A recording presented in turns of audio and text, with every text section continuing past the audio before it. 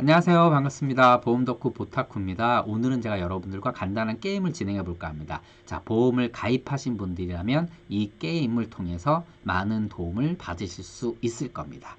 자, 그러면 준비가 되신 분들은요, 스타트 버튼을 눌러주세요. 누르셨나요? 안 눌린다고요? 네, 안 눌릴 겁니다. 예. 이걸 전문용어로 낚였다라고 하는데 제가 좀 재밌게 시작해 보려고 이렇게 했고요. 자, 본격적으로 첫 번째 질문 들어갑니다. 2008년도 말에 가입한 실손의료보험입니다. 부득이하게 병원에 입원을 했는데 1인실에 입원을 했네요. 자, 병실료 비싼데 보상이 어떻게 될까요? 네, 이 당시에는요. 2인실과 기준병실과의 차액의 50%를 보상해 줬습니다. 그렇다면 개정 후에는 어떻게 바뀌었냐면요. 이 2인실이란 기준이 없어지고요. 그냥 차액을 보상을 하는데 10만 원 한도로 보상을 합니다. 그러면 어떤 게 더 유리할까요? 이는 문케어라든가 이런 것 때문에 지속적으로 변화가 되지만 일반적으로 향후에 병원비가 많이 올라가게 되면 물가를 반영해서 올라가게 되면은요. 한도를 10만 원 두는 것보다는 50%로 두는 것이 더 유리할 것으로 보입니다. 물론 이거는 100% 이게 옳다. 이게 좋다라고 할 수는 없지만 일반적으로 그렇게 해석할 수가 있고요. 두 번째 질문 드립니다. 아이고 등산하시다가 낙상을 하셨네요. 그래서 응급실에 실려가서 이제 입원을 하게 되는데 이 고객은 2009년도에 가입한 일반 상해의료 담보를 갖고 있습니다. 이런 경우는 상급병실료를 어떻게 보상을 할까요? 네, 일반 상해의료비는 상급병실에 대한 별다른 기준은 없습니다. 다만 치료를 위해서 의사가 요하는 경우라든가 또는 병원의 사정상 어쩔 수 없이 상급병실을 사용하게 되는 경우에는요. 예, 7일까지 전액 보상을 합니다. 자, 일반 상해의료비 너무 좋죠. 최근에 제가 보드를 타다가 어깨를 다쳐서 지금 물리치료를 받고 있는데 물리치료를 받는 경우 5천 원밖에 안 나오는데 이것도 본인 부담금 없이 100%다 보상을 합니다. 굉장히 좋은 거죠. 예, 일반 상해료비는 지금 가입할 수 없는 담보지만 이러한 또 장점이 있고 또 보험료가 많이 올라간다는 또 단점도 있습니다. 자, 세 번째 질문 드려봅니다. 해외여행을 갔는데요. 거기서 다치신 거예요. 그런데 2007년도에 가입한 실손이 개정 전 실손이네요. 그럼 만약 보상이 될까요? 네, 이 당시에는 국민건강보험법을 적용받는 것이 아니기 때문에 40%를 보상을 하고요. 그리고 30회까지 보상을 했었습니다. 지금 개정 후의 실비는요. 별도로 해외 치료비 특약을 일부 이렇게 넣을 수 있었던 걸 제외하고는 보상을 받을 수가 없습니다. 그래서 별도로 해외여행을 가실 때는 실손의료보험을 같이 가입해 주는 게 좋습니다. 그리고 또 질문 들어갑니다. 자, 백내장으로 노안시력 다초점 렌즈 삽입술을 해야 되는데 이 고객은요 2019년도 5월에 실비를 가입하셨어요. 굉장히 비용이 비싼 걸 다 아실 겁니다. 그럼 보상이 될까요? 네, 안타깝게도 2016년 1월 이후에 가입한 실손에서는요 다초점 렌즈 삽입술은 보상하지 않습니다. 네, 그래서 과거의 실손과 지금의 실손이 많이 차이가 난다라는 거, 이런 부분들이 차이가 있다라는 걸 우리가 좀 알아야 되고요. 물론 과거 게 좋다, 지금 게 나쁘다 이런 것은 아닙니다. 하지만 이러한 차이점들을 우리가 알아야 될 것 같고요.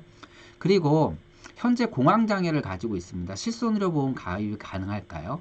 네, 공황장애를 갖고 있는 경우는요, 실손 가입이 일반적으로 어렵고요. 유병자 실손은 가입이 가능할 수도 있습니다.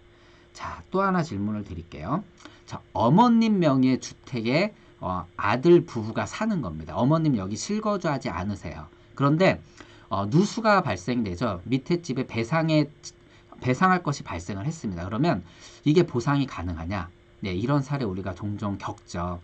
그런데 이 배상 책임 같은 경우는 중요한 게 실거주하느냐, 그리고 증권에 기재된 주택과 실제 거주한 주택이 같으냐 여러 가지를 봐야 되거든요. 일단 첫째, 이 부부가 실수를 해서 누수가 된 것이냐, 이런 경우는 많지 않죠. 그런데 우리가 물을 틀어놓고 갔다가 본인이 실수를 해서 누수가 된 거라면 본인의 그 배상 책임 보험에서 사용할 수 있겠죠. 하지만 실제 이 주택의 소유자가 아닌 경우는 문제가 발생할 수 있습니다. 무튼 첫째, 일반적으로 노후가 돼서 배관이 노후가 돼서 누수가 발생한 경우라면은 이 집을 소유하고 있는 사람의 배상 책임의 담보를 통해서 보상을 하는 것이 당연한 거고요. 그러면 첫째, 증권에 기재된 주소랑 실제 이 누수가 발생된 주소지가 같은지를 봐야 되고요. 두 번째,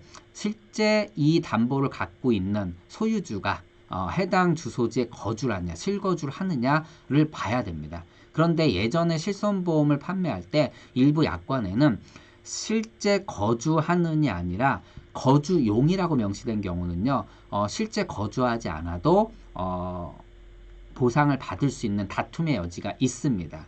무튼 실제 제가 지금 말씀드리는 거는 배상 책임의 것이 발생이 됐을 때 일상 배상 책임에 대한 보상 기준에 어떤 그 기본적인 거를 얘기를 합니다. 물론 실제 청구에서 다툼의 여지가 있는 경우는 번외 사건들이나 보상 사건들이 발생을 하지만 이게 기본적인 기준이라고 제가 말씀을 드립니다. 자, 그런데 우리가 이러한 보상이 되느냐, 가입이 되느냐, 그리고 실손 보상 기준이 계속 변했는데 이런 것들을 우리가 어떻게 다 확인할 수 있겠습니까? 그래서 제가 말씀드렸듯이 실비아라는 어플에 이러한 내용들이 다 담겨져 있습니다. 그래서 실비아 어플리케이션은 무료이기 때문에 이 어플리케이션을 깔아 놓으시면요, 여기에서 이러한 다양한 사례들을 검색해서 우리가 실제 보상이 되는지 안 되는지를 확인할 수가 있고요. 물론 케이스 바이 케이스인 경우도 많고요. 동일한 사건에 대해서도요, 회사마다 다른 보상 기준을 제시하는 경우도 있고, 어떨 때는 되고 어떨 때는 안 되고, 정말 보상 담당자에 따라서도 굉장히 다른 경우가 많습니다. 그래서 이런 경험을 분명히 해보셨을 거예요. 그렇기 때문에 이러한 궁금한 점이 있으면 또 실비아 어플에 질문할 수 있습니다. 해당 어플에는 많은 전문가분들이 있기 때문에 그분들의 도움을 받을 수가 있습니다. 그래서 여러분 정말 보험은요, 보상을 받을 일이, 청구할 일이 발생을 한다면 정말 신중하게, 보험회사가 무조건 안 준다? 그러면서 어떤 사례나 약관 기준을 제시한다라고 해서 무조건 안 된다라고 생각하지 마시고요. 일단 다양한 사례들을 검색하고 전문가들의 도움을 얻는다라면 좀 더 수월하게 보험금을 지급받을 수 있습니다. 자, 오늘은 여기까지 하는 걸로 하고요. 여러분들 실비아 많은 도움을 줄 수 있는 어플리케이션이니까 꼭 설치해 놓고 이런 일이 발생할 때 검색을 해 보시기 바랍니다. 그리고 지금 실비아 가입하시면요, 금융계산기도 무료로 제공을 하고 있고 다양한 자료들을 제공하고 있으니까 많이 회원 가입해 주시기 바랍니다. 고맙습니다.